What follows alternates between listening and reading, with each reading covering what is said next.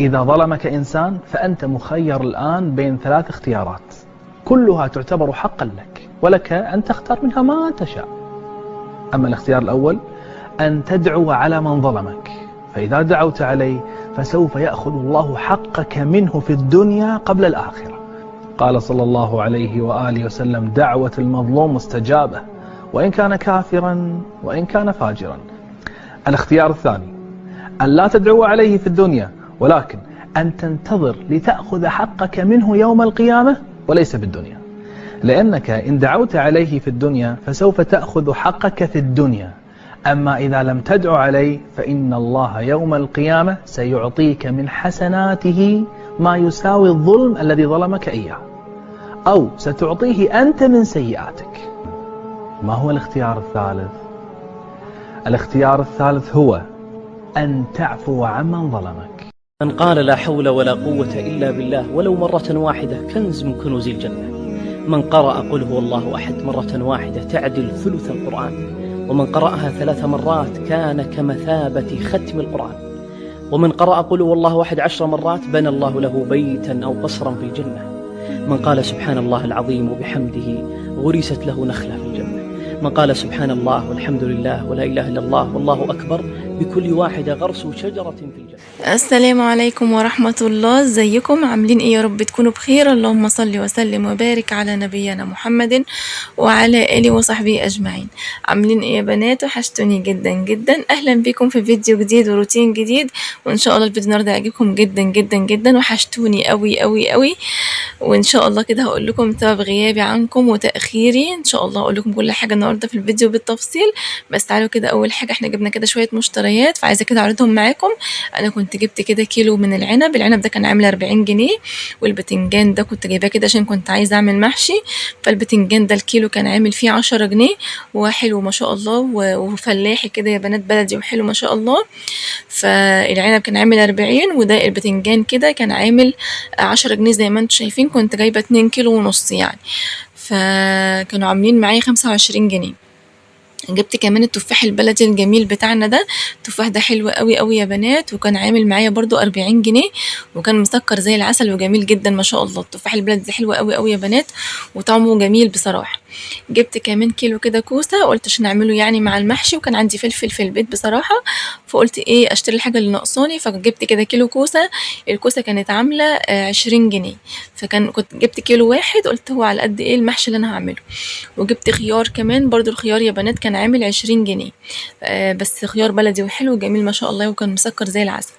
جبت ايه تاني؟ جبت جزر برضو، الجزر برضو يا بنات كان عامل 20 جنيه، فجبت برضو كيلو كده من الجزر. انا بحب الجزر جدا يا بنات، وبحبه كده في السلطة، او ان انا كده يعني اقشره كده واقعد اكله كده، بصراحة بيبقى حلو وانا بحبه جدا. الطماطم كمان كانت عاملة ايه، الطماطم بعد ما نزلت سعرها شوية رجع سعرها رفع تاني. انا كان الراجل يعني بيقول لي ان هي ب20، فلما جيت امشي قال لي خلاص تعالي خدي الاتنين ب35، يعني الكيلو على 17 ونص. ما شاء الله جميلة، وانا منقياها واحدة من واحدة يعني ما شاء الله. فهو بيقول لي هعبي ب15، يعني انا قلت لا، طب الفرق مش كتير، بس ابقى انا ايه نقيتها يعني ايه حلوة وجميلة، وما فيهاش حاجة خالص بايظة. وجبت كمان ورق عنب، ورق العنب كان عامل 60 جنيه الكيلو، فانا كنت جبت كده ربع كيلو برضو، قلت عشان اعمل كده ايه ورق عنب يعني. فده انا عملته كده تاني مرة، يعني ما عملتوش اول يوم. انا عملت اول يوم البتنجان والكوسة والفلفل، وتاني يوم كده انا عملت يعني فوضت كام بدنجانية كده عملتها، وعملت معاها من الورق العنب. كان جميل قوي قوي ما شاء الله، وطعمه حلو قوي يا بنات، حلو جدا ما شاء الله. يبقى ورق العنب كان عامل 60، فانا جبت منه ربع كيلو. هنا كمان جبنا ايه، هتشوفوا معايا دلوقتي. قولوا لي الاسعار عندكم عامله ايه يا بنات؟ الاسعار زي عندنا كده ولا الاسعار عندكم عامله ايه؟ قولوا لي برضو الاسعار عندكم عامله ايه. وجبت خضره، انا جبت ب10 جنيه خضره، ادتني 4 حزم. الحزمتين يا بنات عاملين 5 جنيه. فطبعا احنا عارفين الخضره الوقت ده اصلا خلاص بقت قليله جدا جدا وبقت غاليه، بس ما شاء الله كانت خضره وجميله زي ما انتم شايفين كده. فجبت الاربعه ب10. وجبت كمان اناناس، بحب الاناناس ده جدا، فالاناناس ده كان عامل كام؟ كان عامل 20، وانا اخدت برضو الاتنين ب35، يعني اخدت الاتنين كيلو ب35. فما شاء الله كان جميل برضو، مسكر زي العسل بصراحه. دي كده الحاجات اللي انا جبتها النهارده. الأسعار يعني في منها أسعار حاجات يعني رخصت شوية، وفي حاجات بصراحة لسه غالية جدًا، جدًا، فمش عارفة بصراحة يعني ربنا بقى يهوّن علينا يا رب اللهم آمين. المهم يا بنات قولوا لي أخباركم إيه، وحشتوني جدًا، جدًا بجد والله العظيم أنا مفتقداكم بشكل أنتم مش متخيلينه. الفيديو ده يا بنات أنا مصوراه بقى له بالضبط 10 أيام، يعني أنتم متخيلين بقى له 10 أيام، وبجد ما كنتش قادرة خالص إن أنا أمنتجه ولا أنزله معاكم، يعني الفترة اللي فاتت دي بصراحة كانت صعبة عليَّ وما زلت لحد الآن أنا تعبانة جدًا، بس اللهم لك الحمد والشكر يا رب. ادعوا لي بالله عليكم يا بنات، ادعوا لي ربنا يتم شفايا على خير. يعني البنات اللي مش عارفة، المشكلة إن أنا عندي يا بنات مشكلة في ضهري، وعندي غضروفين في ضهري، ف ضهري شادد عليَّ أوي الفترة دي، ومش قادرة خالص، خالص إن أنا أتحرك بجد ولا أعمل أي حاجة ولا أتحرك من مكاني. والله يا بنات أنا لو وريتكم منظر الشقة دلوقتي انتوا يعني هتستغربوا من منظرها بجد. شقة زريبة بمعنى كلمة زريبة والله العظيم بجد، فأنا مش قادرة أتحرك ولا قادرة أعمل أي حاجة، ضهري واقف خالص، مش قادرة إن أنا أوطي، مش قادرة إن أنا أتحرك ولا أعمل أي حاجة، بجد الوجع يعني بجد فظيع، يعني ربنا يا رب يعافيكم. لدرجة إن أنا والله يا بنات النوم بالليل أنا ما باناموش خلاص، يعني ما بانامش نوم زي ما كنت بانام الأول، نوم عميق كده ونوم فيه راحة، لأ يعني حتى وأنا نايمة تعبانة، فربنا يا رب يشفيني ويشفي كل مريض ويعافيكم يا رب اللهم آمين يا رب العالمين. فالموقف صعب جدًا، جدًا معايا، وأنا رجعت آخد العلاج تاني، أنا كنت باخد علاج والدكتور يعني أخدت فترة يا بنات علاج لمدة 6 شهور، وبعد كده الدكتور قال لي وقّفيه خلاص ما تاخديهوش تاني، بس لو تعبتِ وحسيتِ بتعب ورجعتِ تعبتِ ارجعي خديه لحد ما تبقي كويسة، وبعد كده وقّفيه بعد ما تتحسني. فأنا والله يا بنات رجعت إن أنا آخد العلاج تاني، يعني أنا رجعت آخده تاني. فباتمنى منكم يا بنات ادعوا لي بالله عليكم كتير أوي، أوي، أوي، لإني بجد في أمس الحاجة لدعواتكم دلوقتي، فادعوا لي بالشفا، ادعوا لي وادعوا لكل مريض ربنا يا رب يشفيني ويشفي كل مريض بحق جاه النبي يا رب، ويقدرني كده وأقدر إن أنا أقوم كده وأقف على رجليا وأخدم ولادي تاني، لإن بجد أنا نفسيتي بصوا تعبانة جدًا، جدًا بسبب إن أنا كل حاجة حواليا متبهدلة وأنا مش قادرة أعمل حاجة، حتى الأكل مش قادرة إن أنا أقوم أعمل أكل خالص، يعني باقول لكم سبحان الله أنا نايمة تعبانة، يعني أنا حتى وأنا راقدة على ضهري تعبانة وضهري تاعبني، لدرجة إن أنا مش قادرة خالص إن أنا حتى أتحرك وأقوم أقعد آكل، باكل بالعافية مش قادرة إن أنا أقعد وآكل. فربنا يعافيكم يا رب ويشفي كل مريض يا رب ويشفيني اللهم آمين يا رب العالمين. المهم مش عايزة أديكم طاقة سلبية خالص، أنا عايزاكم بس تدعولي كتير، وعايزة كده ناخد طاقة إيجابية. أنا رجعت لكم بعد فترة، وعايزة بصراحة إن أنا لإني أنا غِبت كتير أوي، أوي عن القناة، وكل ما باغيب عنها القناة بتُقع، وأنا بصراحة محتاجة دعمكم جدًا، جدًا يا بنات، محتاجة وقوفكم جنبي، محتاجة تشيروا الفيديوهات، محتاجة منكم لايكات كتير جدًا، جدًا يا بنات على الفيديو، تعليقات كتير عشان خاطر الفيديو يترفع ويوصل لأكبر عدد من الناس، واليوتيوب يقترحه على أكبر عدد، لإن طبعًا دلوقتي الفترة دي أنا لمّا الفيديو بينزل القناة يعتبر واقعة خالص، فمش هيبقى عليها مشاهدات، مش هيبقى في تفاعل عليها، فبالله عليكم يا بنات أنا ده اللي أنا محتاجاه منكم جدًا الفترة دي بجد، لإن القناة طبعًا في النازل وعمّالة بتُقع، فمحتاجة إن انتوا تقفوا جنبي كل اللي بتحبني بجد وبتحب لي الخير، اقفوا جنبي يا بنات. أنا مش محتاجة منكم أكتر من كده، حطي لايك للفيديو واكتبي تعليق واعملي شير للقناة بس مش أكتر من كده، وربنا يا رب ما يحرمني منكم أبدًا ويجعلكم دايمًا سبب في سعادتي، وربنا يا رب يراضيكم ويرضى عنكم ويديكم كل اللي انتوا بتتمنوه اللهم آمين يا رب العالمين. فبجد بحبكم جدا وبجد يعني غيابي عنكم فارق جدا جدا معايا، يا رب يكون غيابي عنكم فارق معاكم زي ما انتوا كده فارقين معايا بجد، وفارق معايا وجودكم في حياتي، يا رب يكون انا كمان وجودي في حياتكم فارق معاكم يا بنات بجد. يا رب اكون يعني بتستفادوا مني بأي حاجة ولو بسيطة، يا رب تكونوا بتحبوني زي ما انا بحبكم كده، ويكون انا قريبة ليكم زي ما انتوا بجد قريبين لقلبي. ربنا يا رب ما يحرمني منكم ابدا ولا من دعواتكم ولا من سؤالكم عليا. مش عارفة اقول لكم ايه بجد، بس فعلا انتوا حاجة كبيرة في حياتي وفارقين جدا جدا معايا، وجودكم فارق جدا جدا معايا، فانتوا دعم كبير ليا يا بنات بجد، كلامكم ده بيفرحني وبيسعدني وبيريح قلبي، وبجد لما بكون تعبانة اي كلمة بتجيلي منكم بجد بتفرحني جدا جدا وبتسعدني، فربنا يا رب يسعد قلوبكم زي ما انتوا بتسعدوا قلبي اللهم امين يا رب العالمين. يلا بينا بقى نكمل الفيديو نشوف احنا هنعمل ايه. كنت جايبه كده يا بنات شويه توابل، وكنت جايبه كمان كنت جايبه كده كمون حصى، كنت جايبه كزبره حصى، كنت جايبه كمان فلفل اسود حصى. فاديتهم نقيتهم كويس جدا واديتهم كده تحميص على النار، وبعد كده سبتهم لما هديوا خالص خالص، وبعد كده بدات ان انا اطحنهم في المطحنه زي ما شفتوا معايا. فبحب بصراحه اديهم تحميصه يا بنات، التحميصه دي بتديهم ريحه حلوه قوي قوي، وبتخلي ريحتهم فريش كده اكتر وقت ممكن، وبتحافظ عليهم ان هم يفضلوا فتره طويله ما يحصلهمش حاجه. فبدات ان انا اعبيهم بقى كده زي ما انتم شايفين، وكمان كنت جايبه بقى شويه بابريكا، وكنت جايبه توم باودر، وكنت جايبه بهارات، حطيتهم بقى كده زي ما انتم شفتوا معايا. فعبيت كل حاجه كده مكانها، ومليت البرطمانات كانت فاضيه وكنت انا غسلاها وكانت نظيفه. فبدات كده ان انا املاهم كده، وابدا ان انا احطهم. بصراحه الكزبره ما بستغناش عنها يا بنات، وكمان انا محتاجه بصراحه كمون، انا جبته بعدها. فانا برضو هعمل كمون كده، وبحب اعمل الدقه دي بتبقى جميله قوي يا بنات. تحطي منها بقى على بطاطس المحمره، تحطي منها على الصلصه بتاعه المكرونه، تحطي منها على حاجات كتير، بتبقى حلوه قوي قوي. بحب ان انا احط كمون على كزبره على ملح على شويه شطه، فبتبقى الخلطه دي حلوه جدا، بتبقى جميله قوي قوي. تحطي منها على اي حاجه، بتحطي منها على بتنجان مخلل، تحطي منها على كل حاجه انت عايزاها، بتبقى حلوه قوي. لو جيتي هرستي معاها بس فص توم، يعني تجيبي شويه من الدقه دول وتهرسي عليها فص توم ونقطع خل صغيرين، وتقطعي معاها قرن فلفل او تطحني معاها قرن فلفل، وتحطي عليها شويه خل، بتبقى دي دقه جميله قوي قوي بقى. تحطي منها بقى للسلطة، بتحطي منها وانت بتعملي سلطة، تحطي منها معلقة، بتدي طعم خطير يا بنات للسلطة. تحطي منها كده للبتنجان المقلي، بتخليه خطير. بصي حلوة، بتحطي منها في حاجات كتير، بتبقى جميلة جدا جدا. المهم هنا كمان كنت جايبة كده بقى ايه كنت جايبه كمان هنا ملوخيه، فحطيتها كده غسلتها مرتين وثلاثه بجد، لاني يعني زي ما انتم شايفين بصوا الميه بتاعتها نازله عامله ازاي. لا لازم ان انا بنقعها، انا كنت نقعها هنا كمان حوالي ربع ساعه، وبعد كده كانت نازله كل الطين بقى اللي فيها، وغسلتها مرتين كمان غير المره دي، ولحد ما لقيت الميه اللي نازله منها ميه نظيفه خالص. وبعد كده سبتها تنشف تحت المروحه، وبعد كده خرطتها وعملتها بقى ايه. هنعمل النهارده محشي بقى، وهنعمل الملوخيه. بصراحه يا بنات انا ما كانش عندي حاجه اعملها جنبها، يعني انا كان عندي بس شويه شوربه في الفريزر، فطلعت الشوربه من الفريزر وبدات ان انا اسوي بيها المحشي. هنا يا بنات كان تاني يوم بصراحة، لاني اول يوم انا خرجت فيه السوق وكده، فما بقدرش ان انا اول يوم ده اعمل فيه حاجات كتير بصراحة، باجي تعبانة ومرهقة كده فما بقدرش.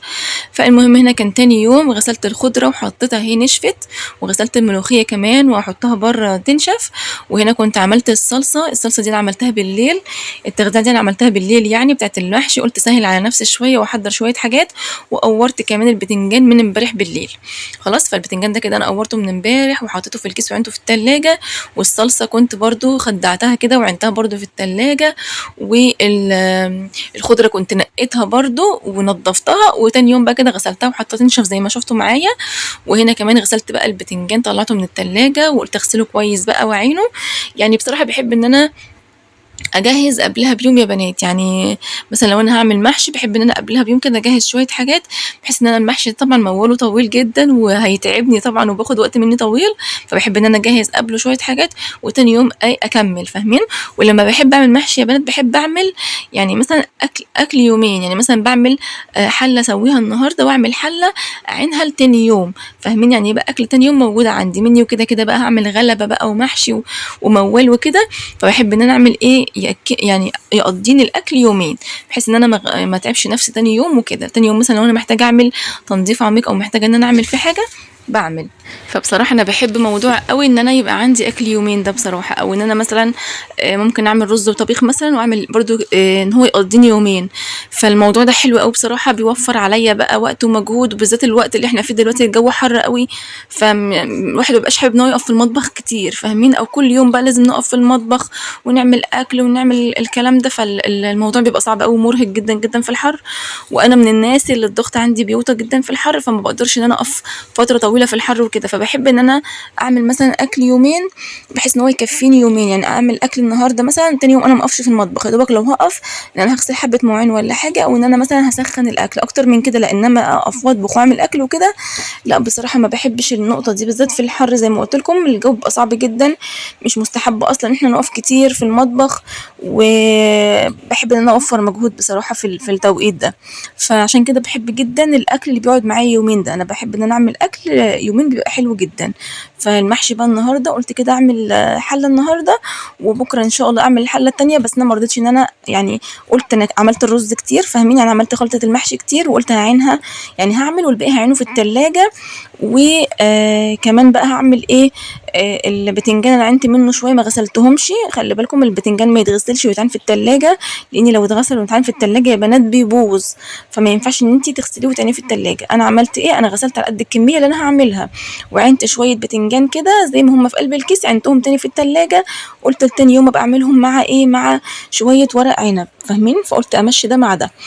المهم بقى من حظي بقى والحمد لله، يعني اللهم لك الحمد، انا عملت الرز.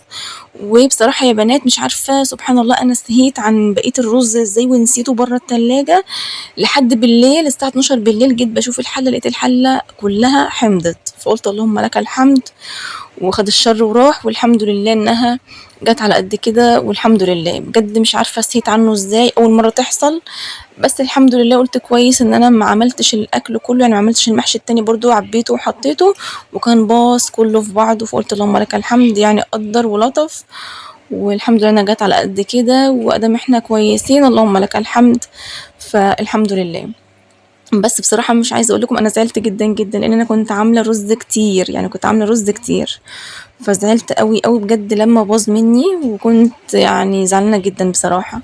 فيلا الحمد لله تاني يوم انا رحت فيه عند ماما وكده، فسبحان الله لقيت ماما بقى كانت عاينه كده، كانت عامله محشي وكانت عاينه طبق كده خلطه محشي، وكانت عاينه كيس كبير خضره، فقالت لي خلاص خدي شويه الرز دولت وخدي الخضره وانتي ايه يعني كملي من عندك كده. قلت لها انا كده كده عندي صلصه في الفريزر، قالت لي خلاص طب طلعي بقى وايه وكملي وزودي شويه رز من عندك وايه واعملي بقى بقيت شويه المحشي اللي عندك.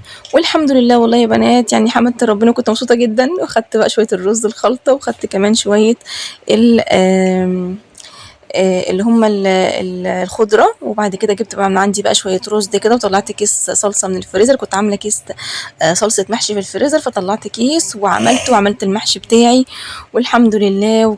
وكلنا يعني بعدها بيوم بقى كلنا، وساعتها كمان اشتريت برضو وراك من بره وعملت بقى محشي وراك وكده. لكن المحشي ده بصراحة ما كانش عندي فيه يعني ما كانش عندي حاجة، فكان عندي بس ايه، بصوا بقى سبحان الله، يعني الشوربه بتنفع ازاي لما يكون عندك شوربه زياده حطيها في اكياس وعينها في الفريزر بتنفعك جدا. يعني انا نفعتني في الوقت ده بصراحه، طلعت كيس شوربه وكان عندي كيسين، طلعت الكيسين الشوربه وعملت بقى منهم المحشي، سقيت منهم المحشي وسقيت منهم كمان الملوخيه، فنفع جدا جدا معايا الحمد لله. شفت بقى ان الشوربه يا بنات بتنفع، والحاجات دي بتنفع في الفريزر لما بتعنيها بيجي لها وقت كده تبقي محتاجاها فيه. حتى لو انت مثلا عايزه تعملي بانيه فاهمين، في ناس بتحب تعمل بانيه جنب المحشي فيبقى انت عندك الشوربه، في ناس بتحب تعمل الفراخ مشويه ما بتسلقهاش فيبقى برضو انت عندك شوربه، لو بحيث انت لو سويتي الفراخ مشويه طبعا مش هيبقى فيها شوربه، فيبقى انت كده كده عندك شوربه في الفريزر تطلعي تطبخي بيها بقى المحشي بتاعك والملوخيه فاهمين. فاي شويه شوربه يتبقوا عندك عينيها على طول في كيس الفريزر بتنفعك بقى في اي وقت بعد كده. انا ساعات كمان بيجي عليا وقت مثلا بعوز اعمل فيه ايه، مثلا بعوز اعمل مثلا شويه كشك، فانا مثلا مش عندي مثلا ما كنتش عامله مثلا في اليوم ده فراخ او حاجه، فلما بتبقى عندي شوربه بطلع كيس وبعمل منه مثلا شويه كشك مع شويه ملوخيه مثلا، وبمشي في يوم برضو عادي فاهمين. فبتنفع قوي بصراحه في الفريزر، وبحبها جدا الشوربه طول ما هي موجوده عندي في الفريزر بصراحه بحبها قوي قوي. هنا بقى يا بنات بصوا انا اللي هو التقوير بتاع الكوسه انا مش بحب ارميه، انا لما بكون في الشتاء بعينه كده في كيس وبعينه في الفريزر لاني بعمل عدس كتير جدا في الشتاء، فانا بحب ان انا مع العدس يا بنات احط تقوير الكوسه، ده بيدي طعم حلو قوي وبيخلي العدس جميل وكمان بيزوده قيمه غذائيه.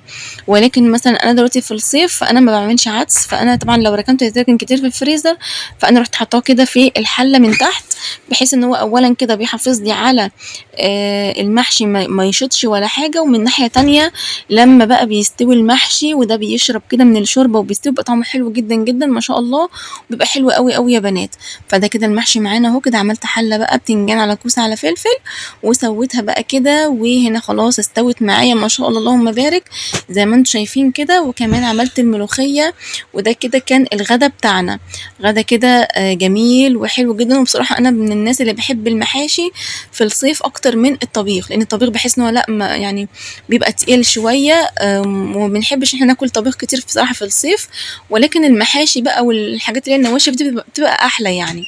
هنا كمان ده طبعا شويه الغسيل انا كنت غسلتهم معاكم الفيديو اللي فات، اللي هي بقى الايه الفوط. طب كنت انا حطيتهم معاكم في الغساله الفيديو اللي فات وغسلناهم. ده كده كان تاني يوم بقى بعد ما انا لميتهم كده زي ما انتم شايفين، قلت ابدا بقى كده ان انا اطبقهم معاكم ونطبقهم ونعينهم كمان في الدولاب وكده. وخلاص بقى هنفض الانتريه وخلاص. وبصوا خلصت الشقه ما شاء الله، وكل حاجه بقت معايا جاهزه وزي الفل. قلت هنا على ما المحشي يعني كنت هنا قلت على ما المحشي خلاص بقى يهدى شويه عشان بقى نغرف وناكل وكده. كنت مستنيه هنا جوزي بصراحه كان قرب خلاص يجي من الشغل. قلت خلاص على ما المحشي يهدى والاكل يهدى يكون هو جه، كنا انا طبقت حبه الغسيل دول حاجه بسيطه يعني. وقلت ادخلهم في الدولاب. فقلت يعني وانا بعمل حاجه اعمل جنبها حاجه.